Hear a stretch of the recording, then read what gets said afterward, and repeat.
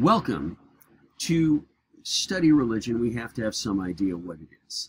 Religion's one of those things that everybody seems to know what it is, but if you ask them to give a definition of what religion is, they get into trouble. We could write a definition of religion, for instance, that said, religion is a belief in God and a desire to be with God. The problem is, while this might work well for Judaism, Christianity, or Islam, it wouldn't work very well for Theravada Buddhism, since they have a transpersonal idea of the ultimate reality. So we can't write a definition of religion that would exclude anything that claims to be a religion, is accepted as a religion, and functions as a religion. So let's talk about how we're going to accomplish this then. First of all, we are going to understand the two rules from writing a definition of religion that I'm going to talk about right now. We're going to next observe what features and functions all religions have in common. Again, we can't do a good comparative study comparing the differences in things unless we first understand what they have in common. We talked about this before. So you're going to be watching videos after this on the different features of religion, and we'll be talking about things that all religions have in common. Now, if you're not in a hybrid course, we will have discussed this in class. In either case, you're going to have a handout that says the features of religion as well. The third thing is to examine a variety of proposed definitions or descriptions of religion and evaluate their strengths and limitations. This is going to be in your reading assignment. In the first chapter, the author is going to talk about different ways of describing or defining religion and explore the differences with them. So this is the procedure. So right now we're going to do number one. We're going to talk about the two rules for writing a definition of religion. Okay? Number one, and this is going to be the prime directive, if you will. This is inviolable. That means you may not violate it.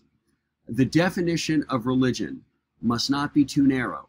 It must not exclude anything that claims to be a religion and is accepted as one by its members. Now, there's another way of putting this. The definition must be broad enough to include all religions. We were just talking about this. Let me stress, though, this is the prime directive. It's not fair to write a definition of religion that concludes that something that doesn't resemble your religion is not a religion simply because it doesn't resemble your religion. Obviously, that's not fair. So, our definition must be broad enough to include Theravada Buddhism or the other forms of Buddhism, Hinduism, Taoism, Confucianism, if you think of that as a religion, whatever. You can't just describe yours. So after we have made this definition broad enough to include all religions, we get to another problem. And that is, we may have made it so broad that it's including a whole bunch of things that really aren't religions, and people would agree aren't really religions. So we're going to try to not make it too broad.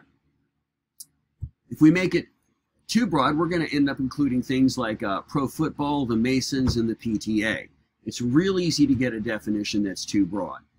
It's very difficult to get a definition that includes all religions, but doesn't end up concluding that some things that are not religions and don't claim to be religions are in fact functioning as religions. We can't avoid that. There's no way that you're going to write a definition of religion that is going to end up not including something like AA, Alcoholics Anonymous. Although it doesn't claim to be a religion, it is promoting the fact that there is a higher power and that you should be somehow utilizing that higher power to be successful in your quest against addiction.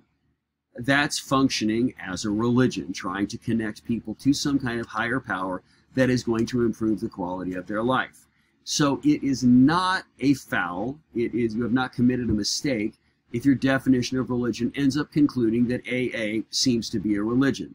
And by the way, the founders of AA would not have been offended by that at all. They were both Christian men, and while they were trying to come up with a program that would work for Christians or non-Christians alike, I don't think either of them would have been offended if you had told them that by all definition of religion, AA is kind of functioning as a religion does to promote a unity with the higher power that is going to increase the quality of your life or improve the quality of your life. I think they both would have agreed with that.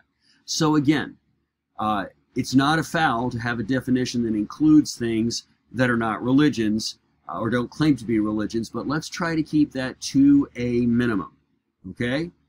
Now, we're going to go on to the other videos that are going to talk about the features that all religions have in common. See you there.